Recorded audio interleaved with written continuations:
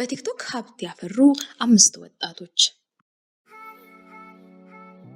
100,000 ገደማ ተጽዕኖ ፈጣሪዎች በቲክቶክ ላይ እንደሚገኙ በ2020 የወጣ አንድ መረጃ ያሳየናል። እንደ ስታቲስታ የተሰኘ ታማኝ የመረጃ ምንጭ ከሆነ እነዚህ ተጽዕኖ ፈጣሪዎች መካከል ኤድሰን የተሰኘ ክሬተር በ2020 ብቻ በቲክቶክ $5 ሚሊዮን መስራት መቻሉን ይገልጻል። ታዲያ ወደ ሀገራችን ስንመለስ በሀገራችን ከምንወዳቸውና ከምናደንቃቸው ቲክቶከሮች መካከል ማን ምን ያህል ሰራ፣ ምን ያህል ተረፈ የሚለው ጉዳይ አሳስቧችሁ ያውቅ ይሆናል። እንኳን ወደ ቻናላችን ተመልሳችሁ መጣችሁ እያን በዛሬው ቪዲዮአችን ማህበራዊ ሚዲያውን ለገቢ ምንጭነት ለመጠቀም ላሰባችሁ ውድ ቤተሰቦቻችን ይሆን ዘንድ 5 የሀገራችንን ስኬታማ ቲክቶከሮች ታሪክን ይዘንላችሁ ይሄው መጥተናል። እስከ ቪዲዮ ፍጻሜ ድረስ አብራችሁን ትቆዩ ዘንድ የአክብሮት ግብዣችን ነው። ከሁሉም በፊት ግን ሁሌም እንደምንላችሁ ካላችሁ በርካታ አማራጮች መካከል ቻናላችንን መርጣችሁ በዚህ ስለተገኛችሁ እጅግ አድርገን እናመሰግናለን። ቪዲዮውን እስከ መጨረሻው በመመልከት አዳዲስ እውነቶችን እንዲያገኙ እንጋብዛችኋለን።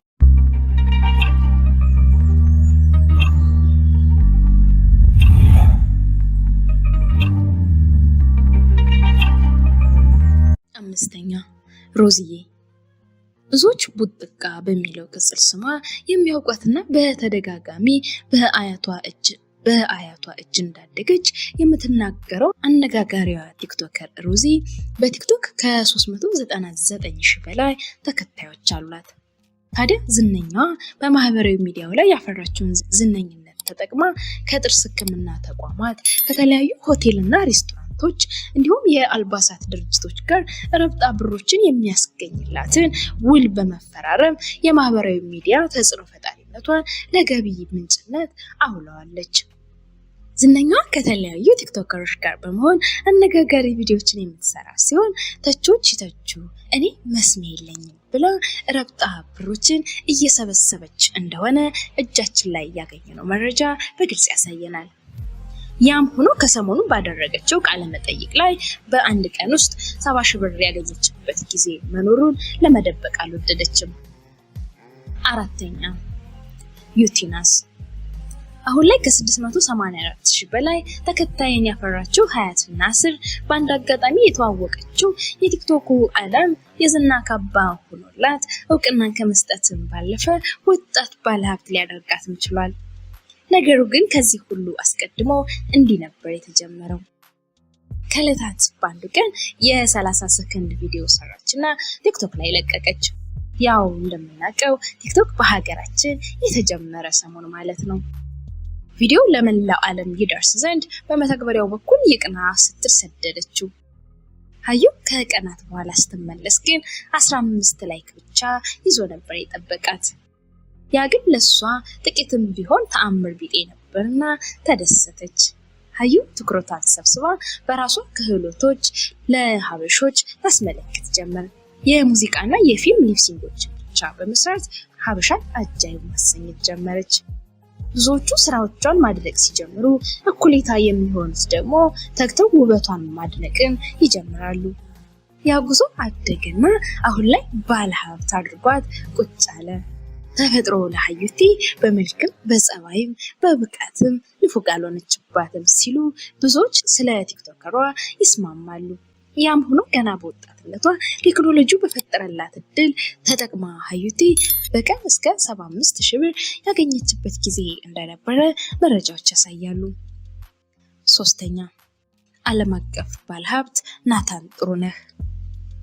ገና ምንም ሳይኖረው ራሱን በዓለም አቀፍ ባለሀብትነት እያስተዋወቀ ቪዲዮዎችን በቲክቶክ አካውንቱ በኩል በመልቀቅ እውቅናን ያገኘው ናታን ጥሩነህ በዝርዝራችን ላይ 3ኛውን ስፍራ ያለ ምክንያት አላገኘም።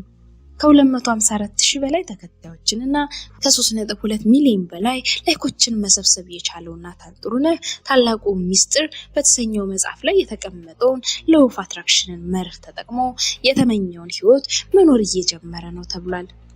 እኛም ይህ መረጃ ምን ያህል እውነት ነው ስንል ባደረግነው መጠነኛ ዳሰሳ ተወዳጁ ቲክቶከር ናታን ጥሩነህ እጅግ መልካም በሆነ የስኬት መንገድ ላይ እንደሚገኝ ተረድተናል።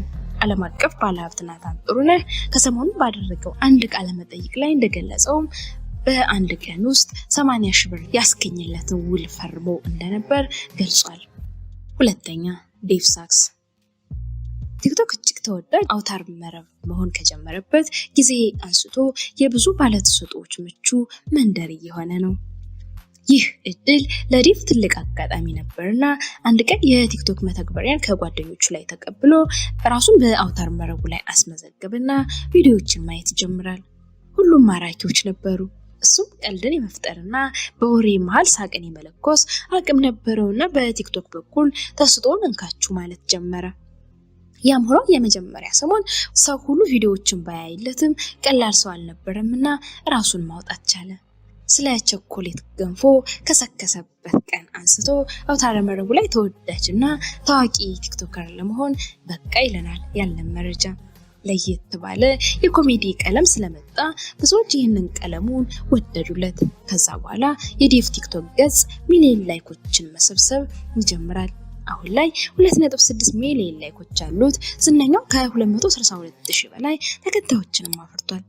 አሁን ላይ በሀገራችን ካሉ ዝነኛ ቲክቶከሮች መካከል አንዱ ሲሆን ይህንን ተወዳጅነቱን ወደ ቢዝነስ በመቀየርና እንደ ሌሎቹ ቲክቶከሮች ሁሉ በቲክቶክ ገጹ ላይ በርካታ ብሮችን እየሰራ እንደሆነ ይናገራል።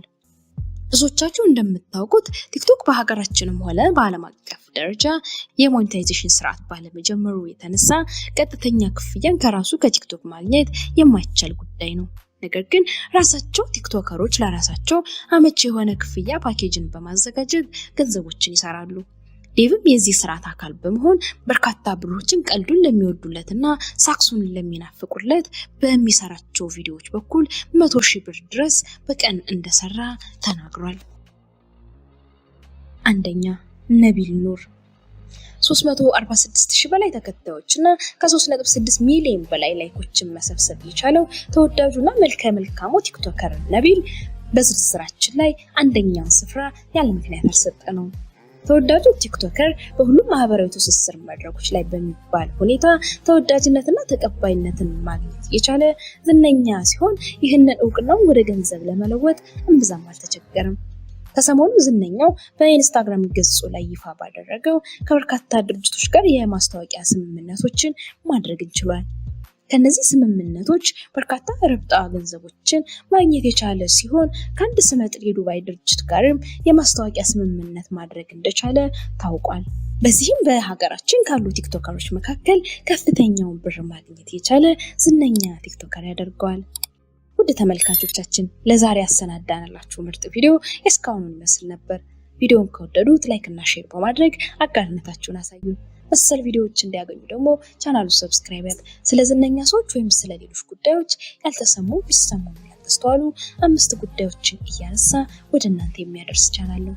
በቀጣይ እንድንሰራላችሁ የምትፈልጉት ማንኛውም ርዕሰ ጉዳይ ካለ በአስተያየት መጻፊያ በኩል አድርሱን እያልን በቀጣይ ምርጥ ቪዲዮ እስክንገናኝ ደጉን ከደጋጎች በላይ በጎን ከበጎች እጥፍ ምርጡን ከምርጦች እኩል ተመኘንላችሁ። ሰላም።